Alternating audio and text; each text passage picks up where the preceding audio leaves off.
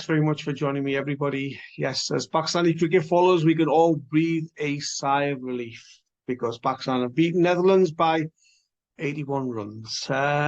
Potential banana skin. It was one of those matches that you do worry about a little bit because even Nasser Hussain said that such as Pakistan cricket that they could end up losing to Netherlands. Come on, we all knew Pakistan were going to win, didn't we? Well, actually, I was a little bit worried because Pakistan are notoriously bad starters in tournaments. Last time against West Indies, remember that horrible opening match in the 2019 World Cup. I remember travelling to that match, and honestly, my journey to the match was longer than the actual match itself. Horrible day, horrible performance by Pakistan. But this time around, it's points on the board, so it's a better start. Yeah, they're playing against, with all due respect, the weakest team in the tournament, so you would expect Pakistan to win. But as I say, such as Pakistan cricket, that you just never know what might happen. So let's look at the numbers and break the game down a little bit. The positives. Where else to start than man of the match, Saud Shakeel. Now, Saud is somebody who's come into the Pakistan one-day team a little bit, one could say, a little bit late in his career, in his development as a cricketer. We all know that he's a fantastic test batter in that middle order.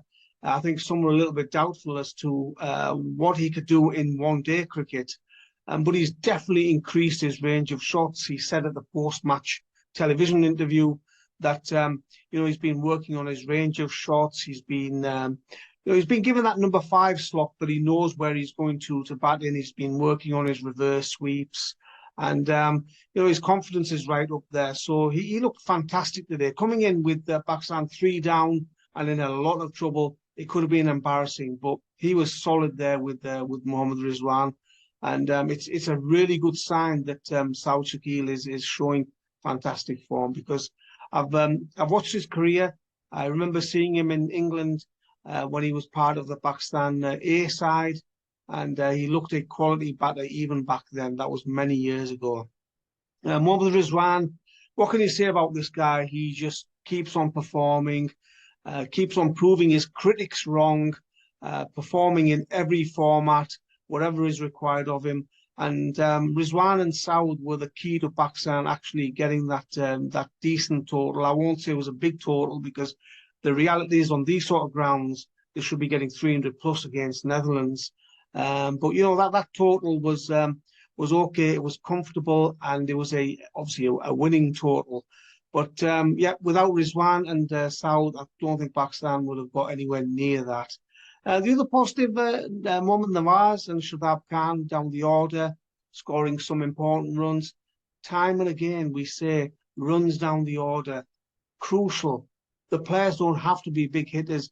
If early wickets are being lost, then these guys at number 7, 8, number 9 have got to be able to bat and score 20s and 30s and support the top order and sometimes even rescue the top order.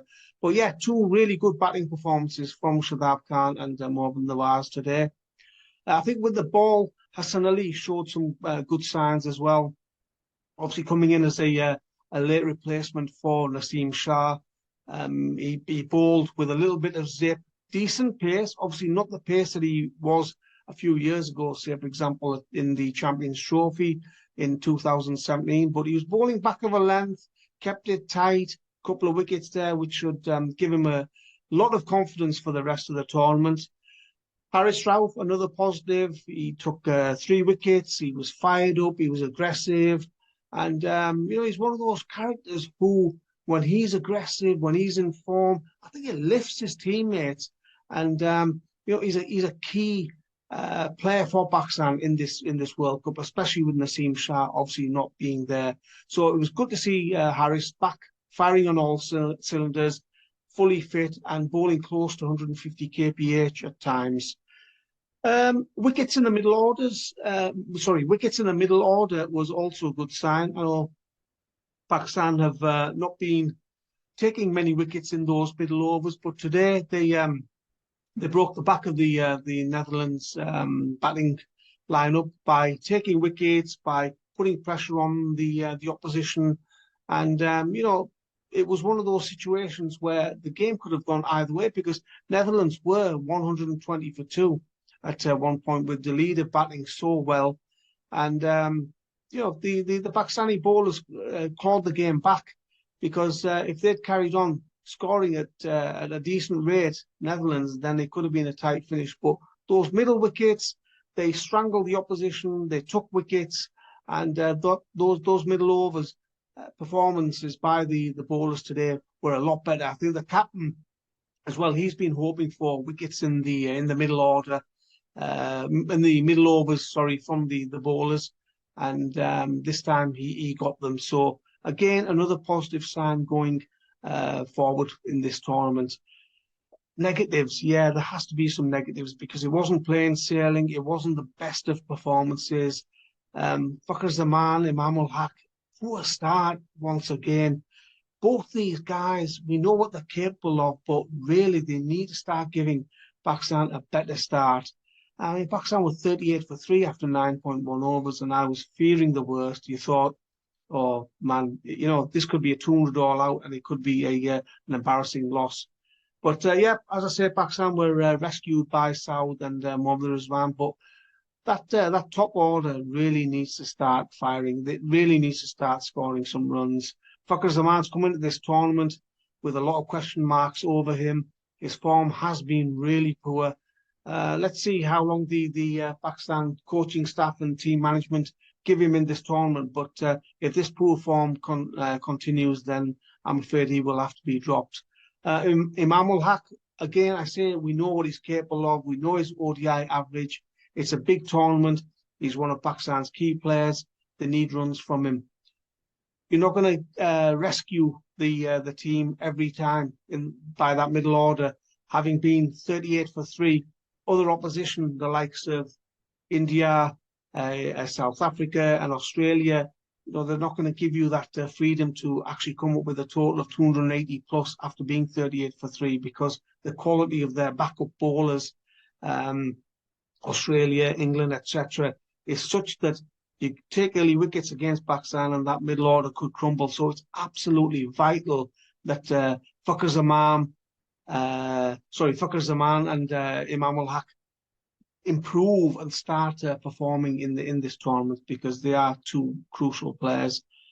What next? Pakistan face Sri Lanka, tougher challenge. As I say, there's points on the board. It's a good start. I won't say it's a great start. And as I said earlier when I was talking here, is that things could have been a lot better and things could have been a lot worse, because that middle order rescued Pakistan, and the lower order chipped in with some crucial runs as well. Yeah, improvements are needed, but it's a positive start. It's a decent start for Pakistan. There were times where Netherlands pushed Pakistan, and that will be worrying for Mickey Arthur and the rest of the coaching staff. But as I say, it's a win on the board. A lot of tougher challenges lie ahead for Pakistan. Coming up against Sri Lanka in a few days, that will be a tough match. And I think if Pakistan can win that match against Sri Lanka, then that's 2 wins out of 2, and that's the perfect start for Pakistan. So onwards and upwards, room for improvement, but it's points on the board. Thanks very much for watching, and I'll be doing these videos throughout the tournament, so keep following and keep watching these videos. Thanks.